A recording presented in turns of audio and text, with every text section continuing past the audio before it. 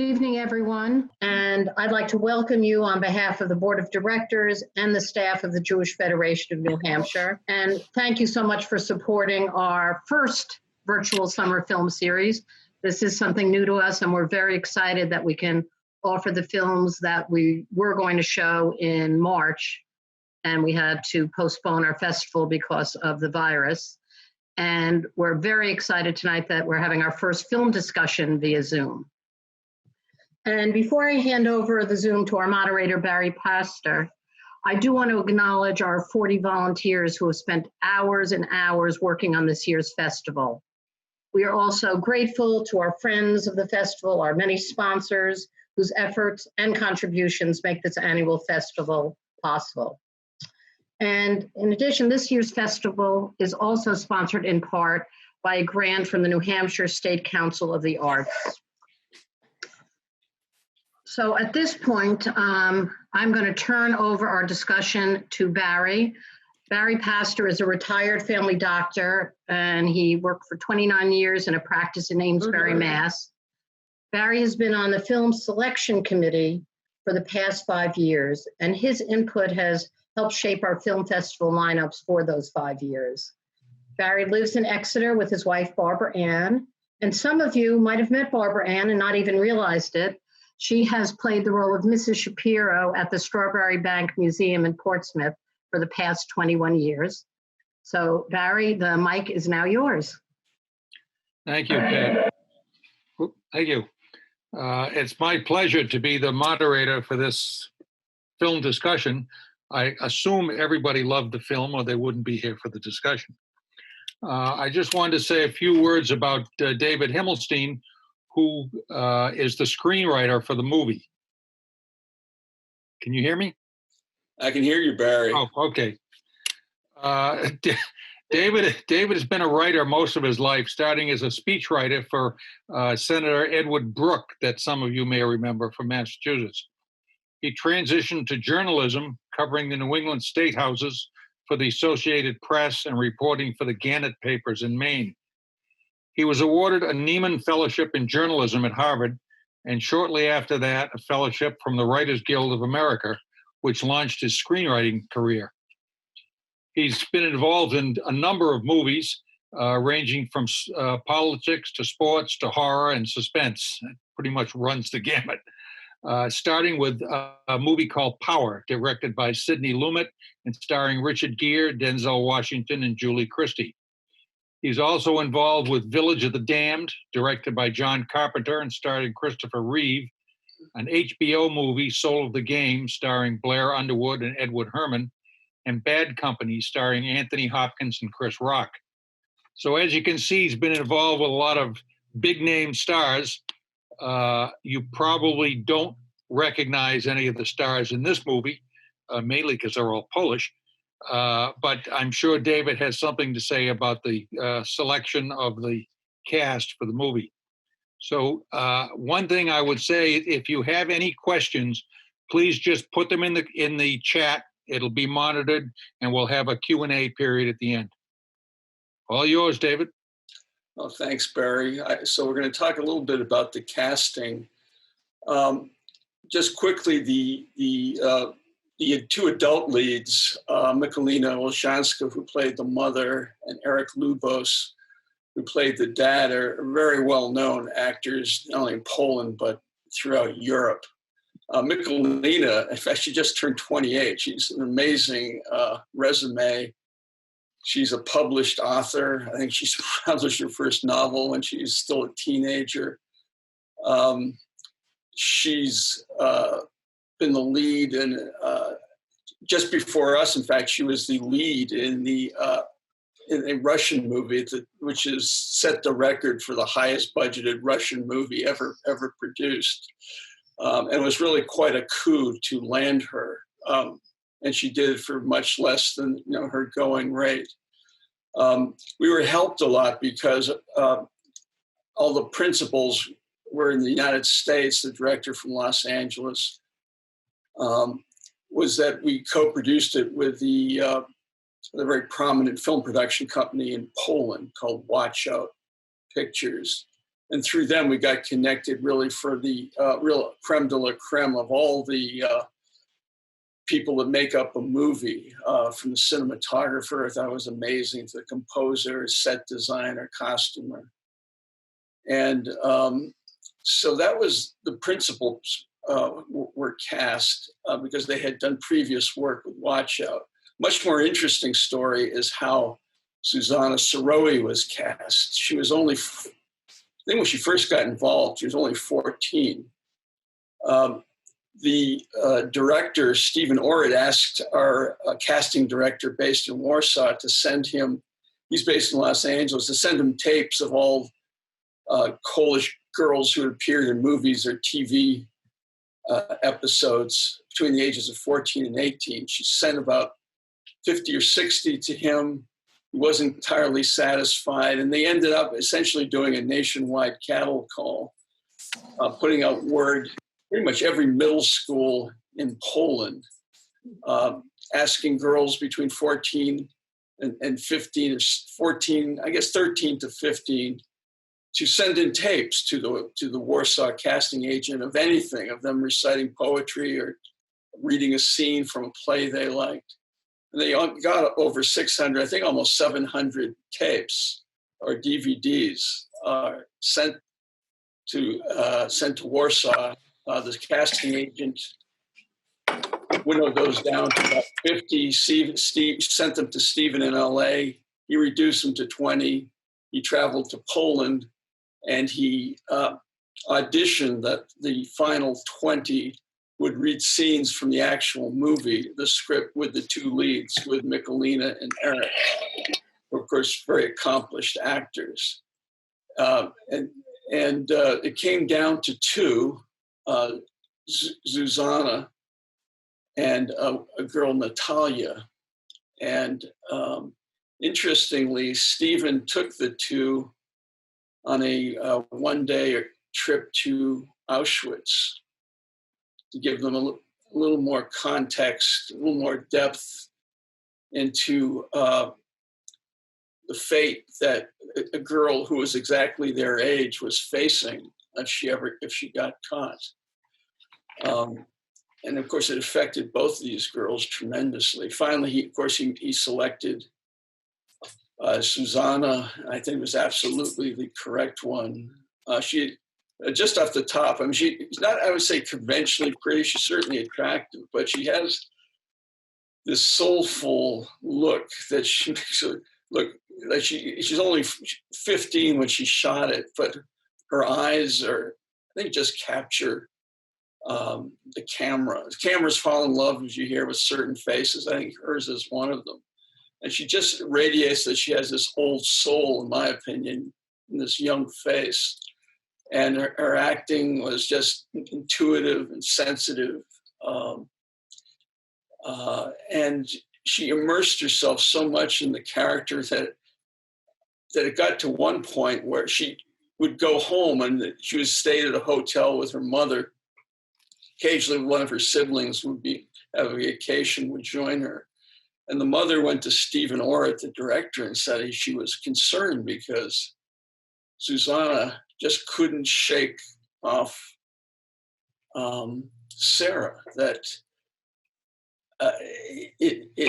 she would talk to her, telling her, she'd recognize responsibility of playing Sara and all the trauma that Sara had to endure, which she never had an inkling of that a girl her age would ever have to suffer from.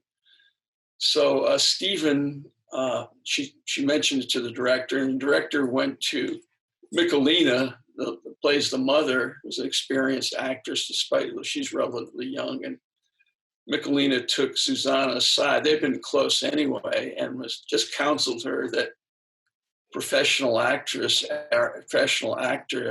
to, at the end of the day, when the shooting stops, leave the character behind. Because if you never leave that character behind, in the end, not only will you suffer, but your performance will likely suffer. So that she took that to heart. And as I say, I think you look at the test, she did an amazing performance. And what's also more amazing is, of course, it's not only her first time acting, but she did it as the lead in a Hollywood picture, and she did it in her second language. So just really astonishing.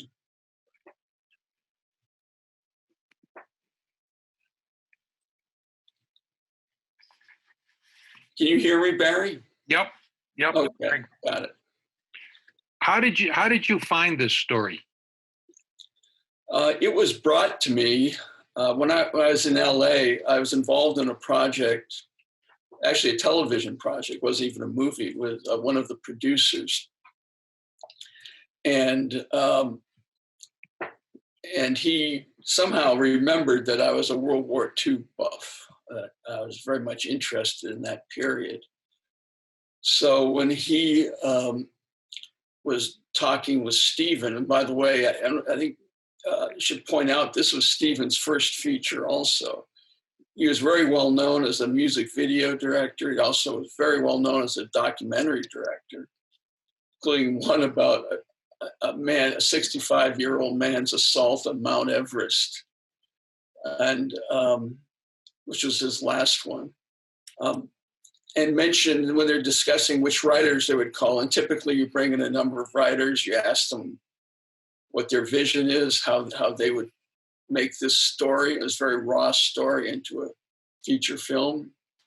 And so they're gathering a list, and this producer mentioned my name. I got flown out. By that time I had moved out. I had left LA. I was in Massachusetts. I got flown to LA, met with the director, Stephen, and about 4 months later, I was told that I'd been selected. And then that was in 2016. In 2017, trying to remember the years now, I went with Stephen and another producer on a research trip to Ukraine, which it turned out to be very helpful. And then began writing the script on my return from Ukraine. Of course, went through a number of drafts till we got the final shooting script. So this was not from a book or anything. No. I mean, you wrote the whole thing basically from scratch. Yeah, the only direct material I had, I should say, by the time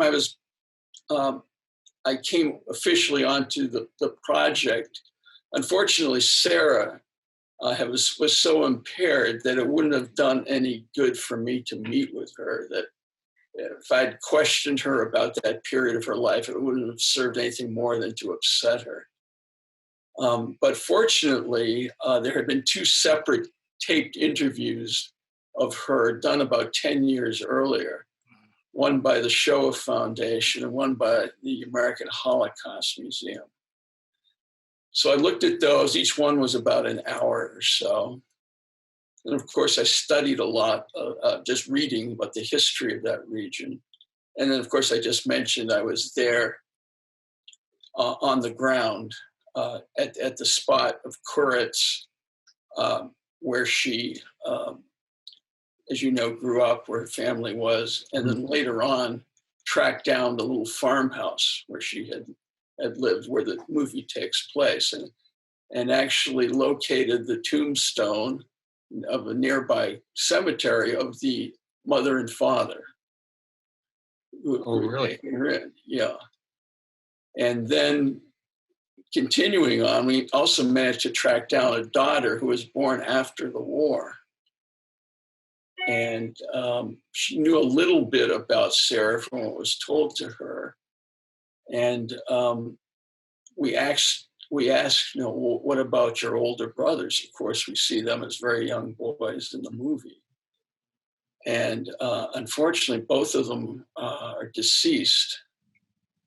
And the irony was that they were recruited by the Soviet army to fight on the ground when the Soviets, as you can remember, were bogged down in Afghanistan, suffering tremendous casualties, and both were killed in Afghanistan. they managed to survive one war, only to be killed in this most improbable kind of way in the most improbable country. Why was there any reason why the film was done in English rather than Polish with subtitles, since the whole cast was Polish? Yeah, well, from the beginning, we knew we wanted our principal audience would be American. That was one reason. I mean, really, if we're being totally true to to the facts of the case, really we would have shot it in Ukrainian, because that's what Sara and everyone was speaking then. But I think more significantly, as I said, it was Stephen's first feature would be working with professional actors. And it was essential that he be able to communicate, and he made that very clear, to the actors and get their feedback from them, speaking directly to them. And also, as he was watching their performances on tape, clearly, if it's in Polish, you can get sort of a sense of the emotion, but it's not quite like getting it in English. So I think that was the correct decision.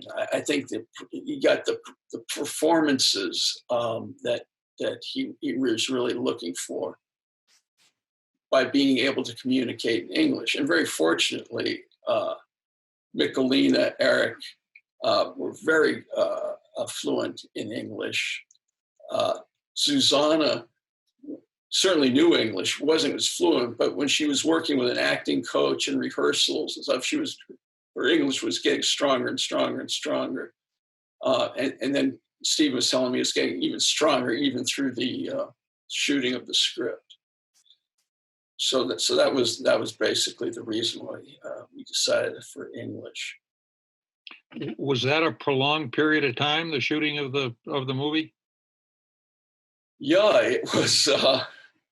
It was really unusual, and the way it was shot. And the reason was because since the movie takes place on the farm in the country, weather was a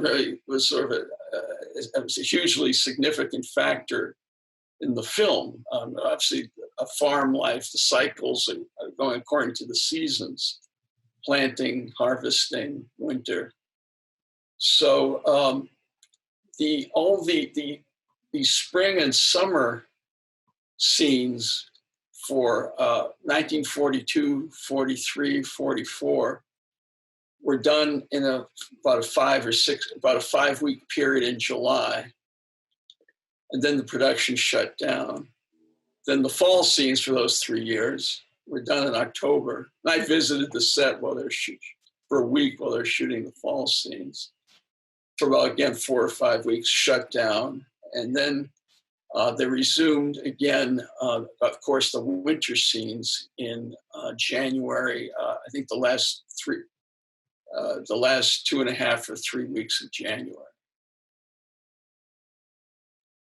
And what about the settings, the farm and the village and all that? Did you find these places, or how'd that come about? Yeah, well, it's interesting. As I said, we were really lucky to have not only the cast, but all the technical people from Poland, which is, I think, with France, I think Poland is actually one of the oldest, is the oldest film industry, or one of them in Europe. Very famous schools, prominently in Warsaw. Roman Polanski attended film school in Warsaw, and also attending, I think, familiar with a number of cinematographers who won Academy Awards were Polish. That I know Steven Spielberg used quite a number of times, I think, including for Schindler's List. So the crafts level was very, very high, including set design. So for example, the farm, which you see, which of course was the house, there were 2 barns, outbuildings, including the outhouse, the duck pond, which we see in the background. That was just a field. That was a barren field outside of Białystok, which is in the northeast part of Poland. And the set designers built that from nothing. Not only built it in a relatively small amount of time, I think in less than a month, but they built it based on old black and white photographs of what a Ukrainian farm looked like in early 1940s. Some with thatch roofs. It's quite an amazing process. The other settings, like principally, for example, the marketplace, which a lot of scenes were shot in, including the reprisal execution scene. Now, that was discovered by location scouts looking around. That's what they do. And they even, like the very opening scene, for example, where Sara and her brother Moishe are hiding out under that thicket in the bank of a river from the Germans that are pursuing her. When we're discussing that scene, I had written down in the script and also mentioned that this is how I thought that they could at least temporarily elude them. And of course, I'm writing it from my office at the United States, and incredibly enough, the location scout he found it. He found what it looks like they built it. You know, that thicket with the roots right over that precipitous bank. They found it. It's unbelievable. Yeah. So very fortunate.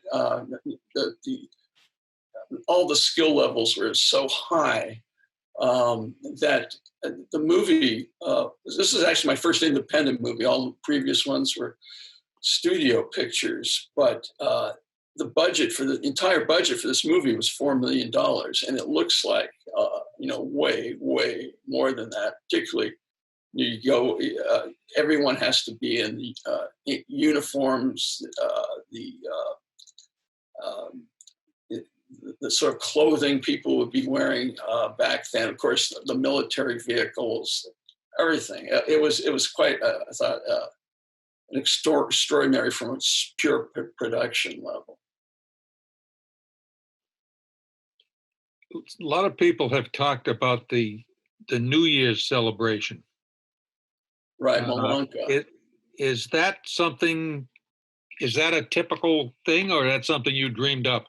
No. Malonka is it's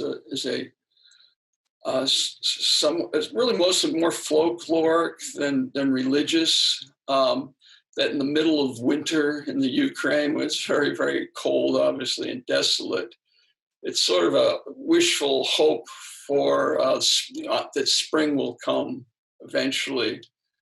And so, no, that's real. And Ukraine goes by, I'm just blanked on a different calendar. It doesn't go by the Roman calendar we do, or at least it didn't then. So it was off by a few weeks, like Christmas and New Year's. So that New Year's celebration typically is in the middle of January in Malonka. And people have also asked, about the Jewish character that, of course, Susanna had played, and that was a stock folklore character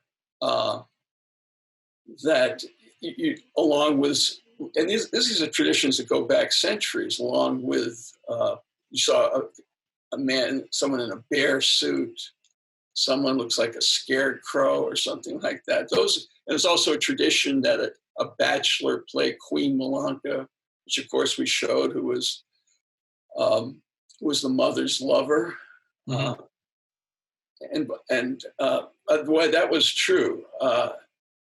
Sara did mention that in one of her taped interviews, that the mother, the wife, was significantly younger, which we portrayed, than her husband, and was having an affair with either a cousin or a nephew. We made it a nephew. So I saw actually a tape during my research, relatively recent, maybe 20 years ago, 25 years ago, of a Malonka celebration of a man dressed as the Jew. He had a long overcoat, Um, he didn't have the paper mache mask that we made for the movie that we wanted Susanna to wear. But he would go around and he would say something, I'm trying to remember exactly, like, anyone have their jewelry? I'll give you good money for your jewelry. Supposedly his interpretation of what a Jewish peddler was supposed to be like. But what was interesting is I mentioned I was there in the autumn for a week of filming. And the day I arrived in Warsaw, spent the night in Warsaw, took a train out to Białystok. And I had lunch with Stephen, the director, and a lot of the crew members we're in a rural area. It was a large rural restaurant. So it was my first lunch in Poland. And they portrayed sitting on a bench right next, as you walk to the entrance of the restaurant, was a life-size carved, sort of done in a folkloric style. It was, kind of rough, but carved figure of looked like a rabbi, a Hasidic rabbi, with a hat, forelocks coming down, a beard, sitting down with looked like a book, a Bible or Talmud or something, opened up. And it was, it was kind of at first it was startling, of course, to see that. And then as I'm thinking about it a little more, I'm thinking, I can remember growing up as a kid, going by tobacco stores, cigar stores that have a wooden Indian, right? And that was, for them, that was in Poland, which has, a very a long and often problematic history with the Jewish population. That one was represented to me, it wasn't essentially anti-Semitic, right? But it was just a Jewish character who had mostly been eliminated at this point, had the same value as a cigar store Indian. Appeared for me as a kid in growing up in New England. Yeah. What kind of cooperation did you get from the locals during the filming? And was there any anti-Semitism? No, of course, I wouldn't have recognized it because I don't speak the language. So I think if anything happened, I would have, certainly Stephen would have. There's nothing that was foist, honestly. I say when the cameras weren't running, frankly, most of the conversation, and this, when we think about it, it's not surprising, was devoted to the election was coming up. And, the prime minister was sort of a Trump-like character. In fact, he and Trump are very close friends. His name's Duda, I believe. And in fact, Trump's first trip to Europe, his first stop was in Poland, where he spoke in Warsaw. So, and the divide in Poland pretty much reflects the political divide here, in the sense that the cities, the better educated, more sophisticated,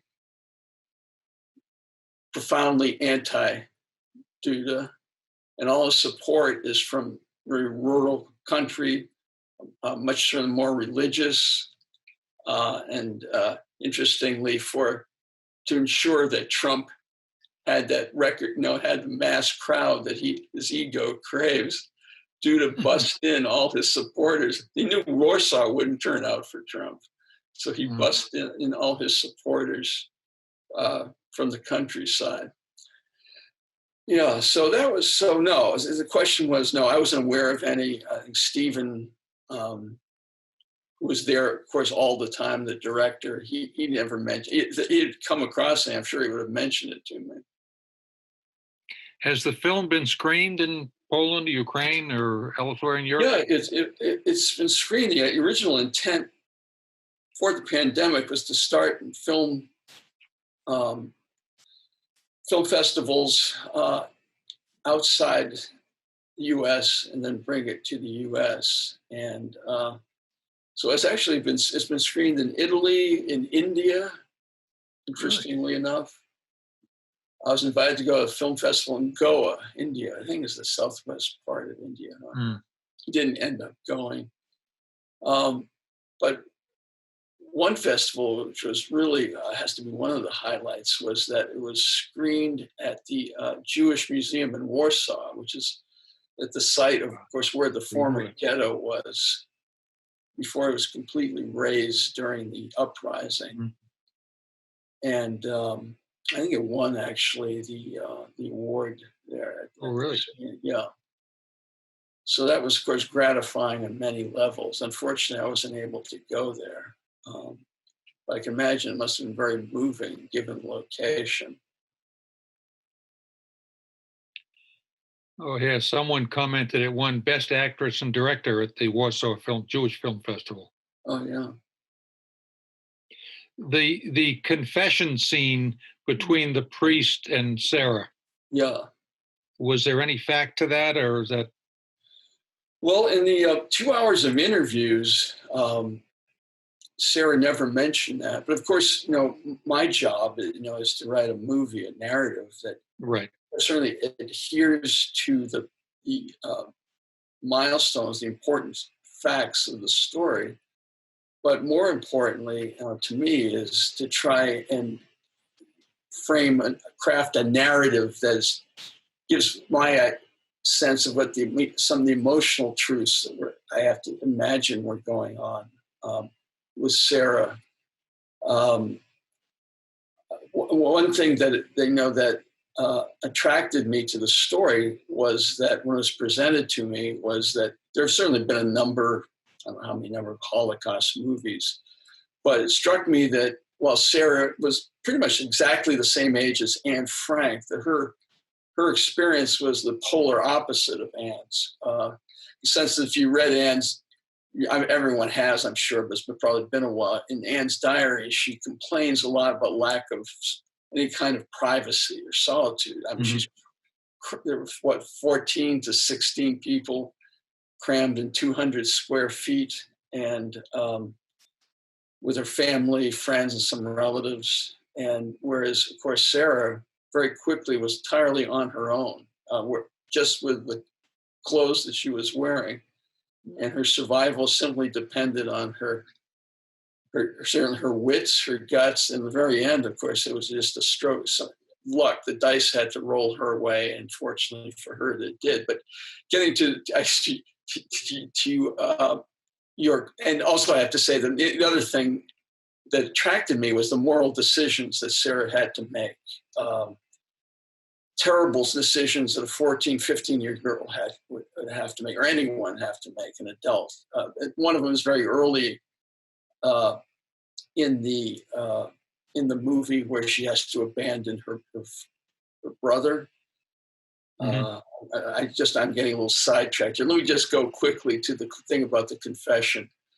In none of the interviews, Sara ever talked about church or confession, but everything I know and anything I studied and learned in Ukraine is she would have had to have gone. And if she was in a typical Ukrainian family, probably the women would go. It's usually the men who wouldn't attend as much, very rarely.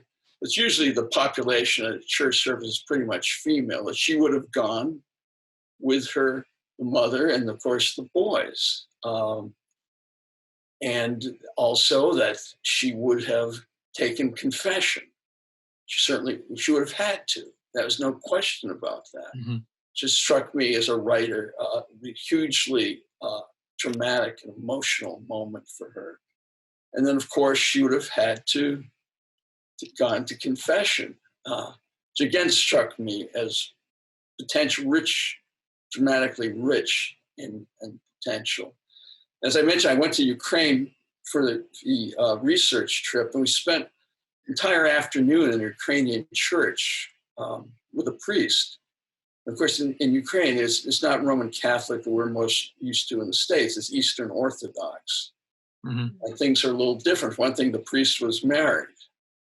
Another thing, as you may have mentioned, when she makes the sign of the cross, it's right to left, not left to right. And there's scenes we're teaching that we talk about the Hail Mary. The Hail Mary is similar, but not the same. But when I was in there with the priest, I was looking around and I asked him, well, where are the confessional boxes?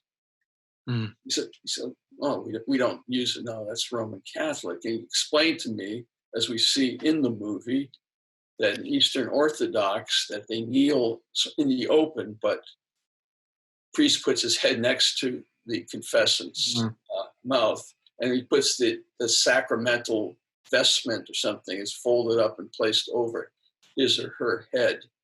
And that's how Eastern Orthodox do confession. And we're actually very, very lucky to have the actor who played the priest. He's sort of the Lee Strasberg of Poland. He was a very famous actor in his time, and now he teaches acting at the University of Krakow and very rarely appears in movies himself. But one of his students was Michalina Olshanska, who plays the mother. And she was recruited to try and persuade him to come because the casting agent says, if you got to have him, I mean, if you can get him, it would be amazing. So it was a real coup that he agreed to do that. I mean, if nothing else, his face is so rich. Yeah. He's such a great actor. And I think that second confession scene between them has always been one of my favorite scenes in the movie, where he says, you're a Jew, aren't you? And she says it without saying it. She can never bring herself to say it, but they continue the conversation as if she sort of acknowledges that she is. And he's asked, she asked about the partisans and they're crying. She's grasping. It was just, that's one of my favorite scenes. It was just the intensity and I think just the genuineness of the emotions. And there are many emotions. And Stephen, I thought, shot it really beautifully. So that's one of my favorite scenes. Well, but between that scene at the confessional and his scene at the retribution, it's told more about him than a whole movie would have. I mean, it really got a lot of insight into that person. Yeah. It was very rich. Interesting. Ukraine didn't have a very good record in its treatment of the Jews, certainly during that period after the invasion. They have a very complicated history. I don't know if many of you know that 3 million, of course, it was part of the Soviet Union, and Stalin had an enforced period of starvation in Ukraine from 32, 33. I think about 3 million Ukrainians starved to death. So when the Germans invaded in 41, there's famous pictures, many of you may have seen black and white pictures of Ukrainians lining the roads and handing out bread and salt, which is the old country, rural welcome to visitors. Basically under the theory that an enemy of my enemy is my friend. But of course, before then, there also was a unfortunate, as in most of Eastern Europe, history of anti-Semitism. But there were some exceptions. One of them being actually the Archbishop of Kiev, who hid Jews, right in his rectory where he lived in Kiev. And I don't know if he's on the hill of righteous Gentiles, but he was recognized for that. So there were exceptions. But Ukraine, and Poland itself, pretty much everyone watching here knows that they have a very problematic history with anti-Semitism on their own. Yeah. The fact of her stuffing her mouth with a piece of sheet when she slept, is that in actuality? I got actually from one of the taped interviews that she knew that she talked in her sleep. I mean, because of course her mother would wake her up and tell her that she was talking in her sleep, or her brothers or something, that she was keeping them up. But of course, the language that they spoke at home in Koretz was Yiddish. So she was deathly afraid. We have her starting out sleeping in the barn, but when she moves into the house, She was deathly afraid of that. One of the interviewers said, well, then what did you do? And basically her answer was, I really didn't sleep for 2 years, that she was so scared and nervous that when she felt herself dozing off or not, she'd pop up again, try and keep awake. I mean, it's incredible that this poor girl, she literally couldn't find any rest or respite mentally, emotionally, even in sleep. There was no moment where she could ever keep her guard down at all. It's just, again, it's one of those astonishing things that you don't believe this someone that age could pull off. Well, we couldn't do that. I mean, it'd be very difficult to show being sleepless for 2 years. Yeah.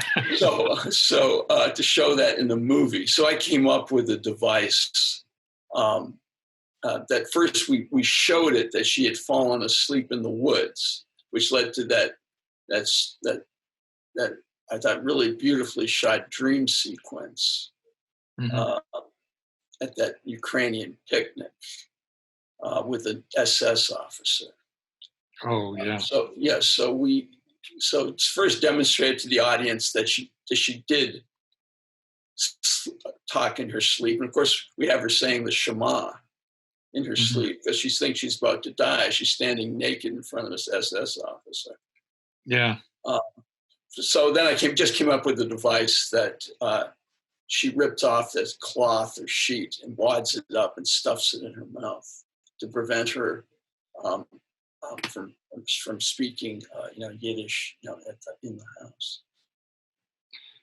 Did she ever have any contact after the war with the person whose identity she took, her best friend, or with the family? She didn't have any contact with the Ukrainian family. If that's not the farm couple that she lived with. No, she didn't with them.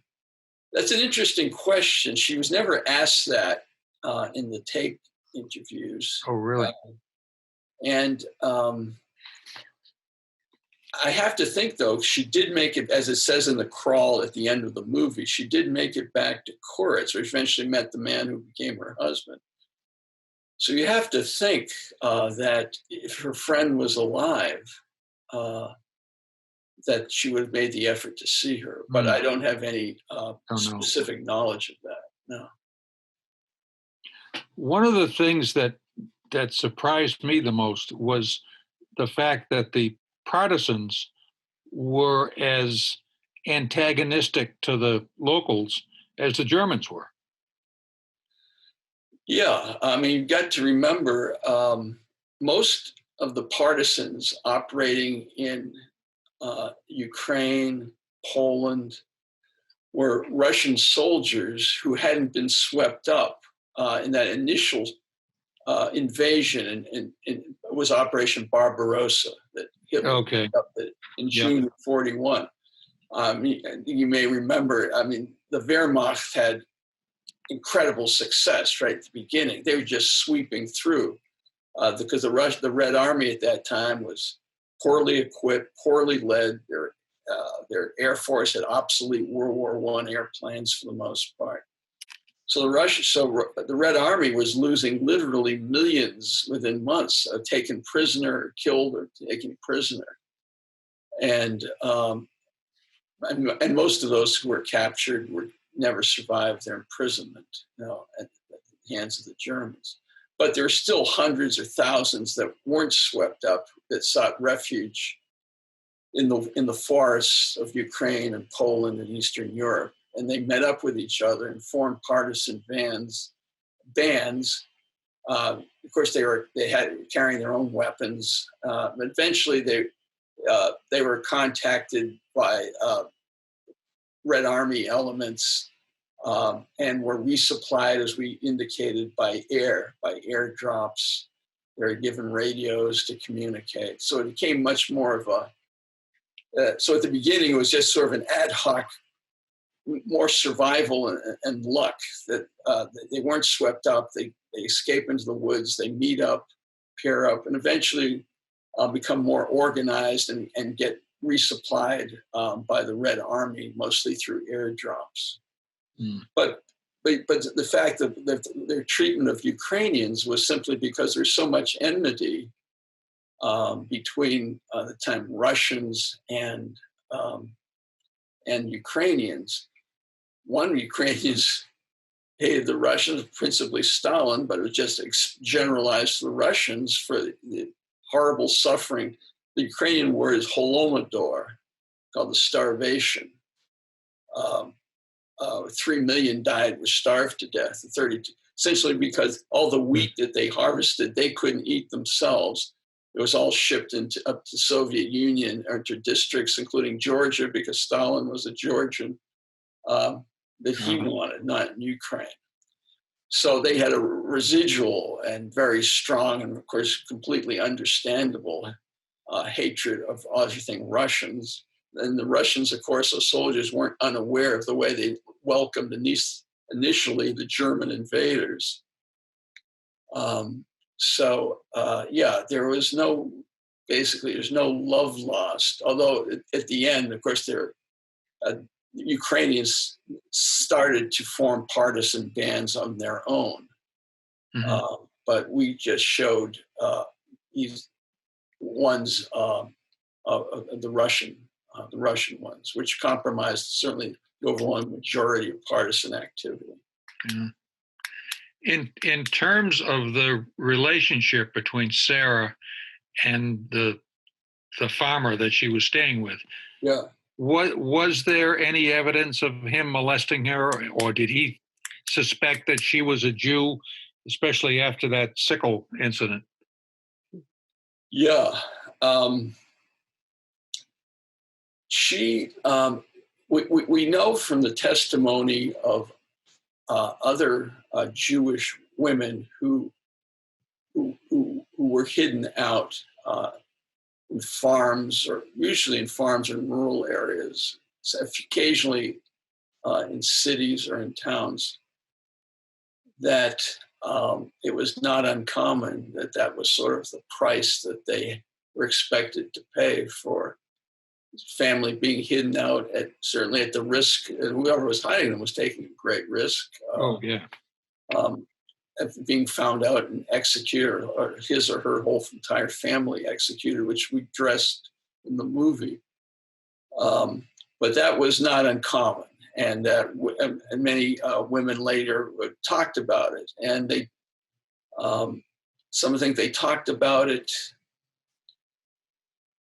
It's interesting. The attitude was essentially they weren't surprised by that. They were sort of expecting it, and that was the price of survival. And Sara didn't talk about it on tape, but I got to know and I got to meet the executive director of the Shoah Foundation, Stephen Smith. He's actually British and was recruited by Spielberg to run the Shoah Foundation. And he conducted the interview himself, when Sara was living outside of Detroit at the time. And he told me that during breaks between tapings of the interview, when he was just he and Sara and there was no one else around, and she spoke to him, she she indicated, without being expressly indicated, that did happen to her. And we felt it was important to indicate that, again, that was part of her experience, and she and then obviously the strength again that she had to that was required to get through that and continue on and still survive. It was she and all the survivors were such a we know it's almost beyond imagining. Definitely. Barry, we have time for 3 more questions. I know we have a lot of questions coming in, but we have time for 3 more, and then we can go into gallery view and people can unmute and maybe ask a question out loud also. Did you have any input from Sarah's family, her husband or her kids, about stories they'd heard from her over the years?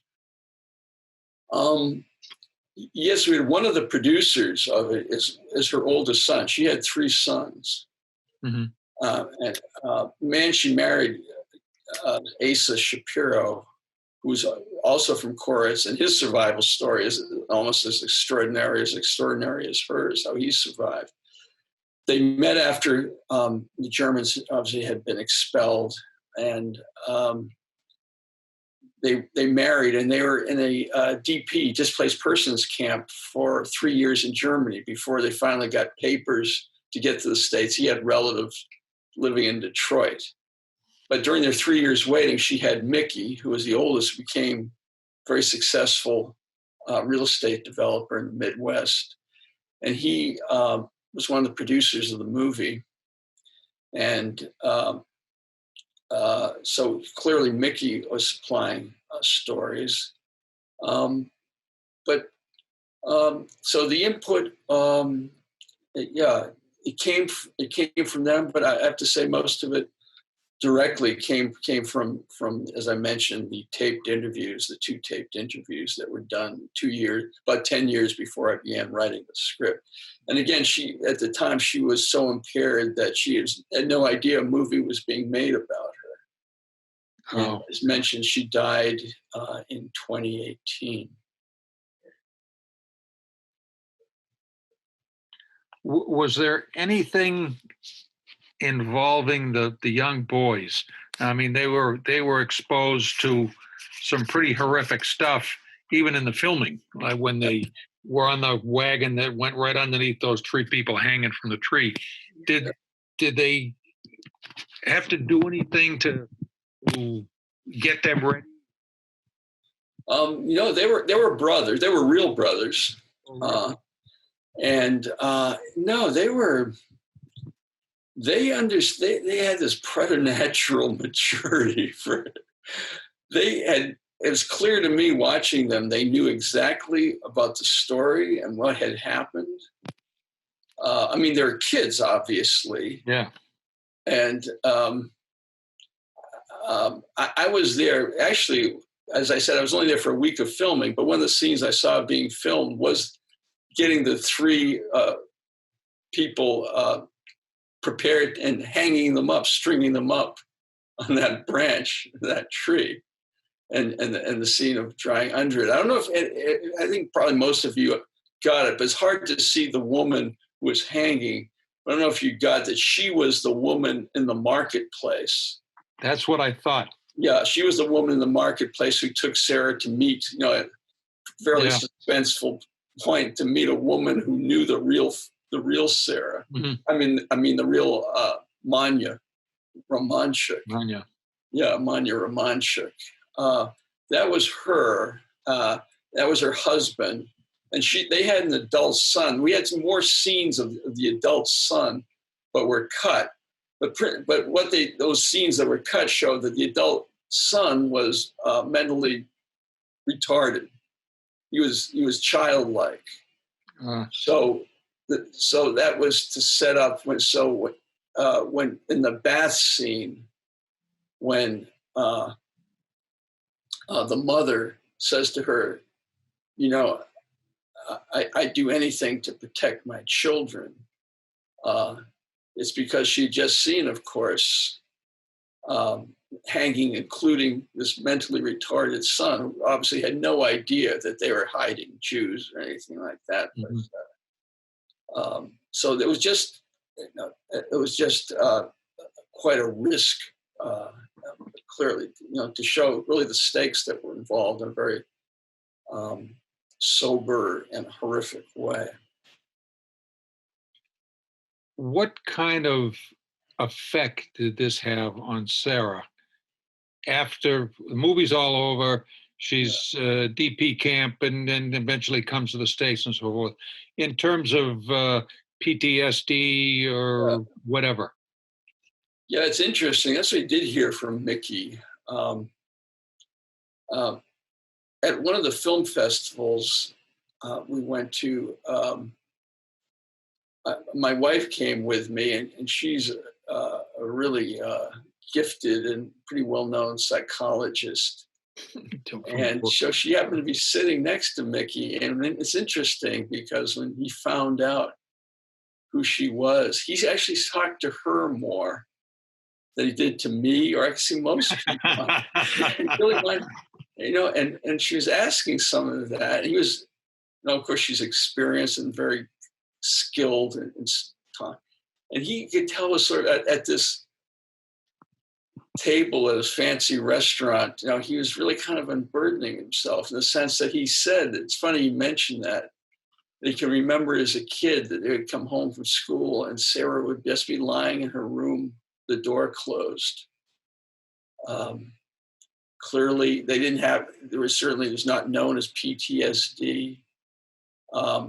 The term after World War II was shell shock, but that was always applied, of course, to soldiers who were experiencing combat. It was never considered for civilians. Could have, PTSD or something like that. So so that's an excellent question, because she apparently, unfortunately, that suffered it right through after the war, I guess, for a great deal of her life. And actually, again, I talked about, was attracted to the incredible moral decisions she had to make as a child when her mother said, do whatever it takes to survive, promise. And she knew that her chances for survival would be a lot better if she were alone and not with Moishe. And that was true, by the way, that he did save her life from drowning that night that they escaped. In the beginning, she mentioned that in the taped interview. So her decision, she adored him anyway. He was her older brother. She was the next oldest. She adored him. He had just saved her life, and she left him. And that was a decision that Mickey and other children told us that haunted her every day for the rest, up till the day she died. Oh, really? Yeah. Huh. Yeah. It's quite, what a story. Just again, almost beyond imagining. Yeah. Well, thank you very much. We really appreciate your coming on and answering our questions and so forth. I'm wondering if at some point in the future you're going to try to do a movie on her husband. Wow, that would be quite a movie. I was sort of going into it. Yeah, every survivor is an amazing story. It really is how people escaped. It's astonishing. Each one deserves to be told, whether in a movie form or some other form. But the whole It was a miracle. It was a great miracle. She survived. Great miracle. He survived. Absolutely. Then they went on, and thank God, made it to this country. Oh, well, thank you very much, David. We really appreciate it. My pleasure. I'm gonna turn it back over to Pat to close things out. Sure. Okay. Well, thank you, Barry and David. Thank you.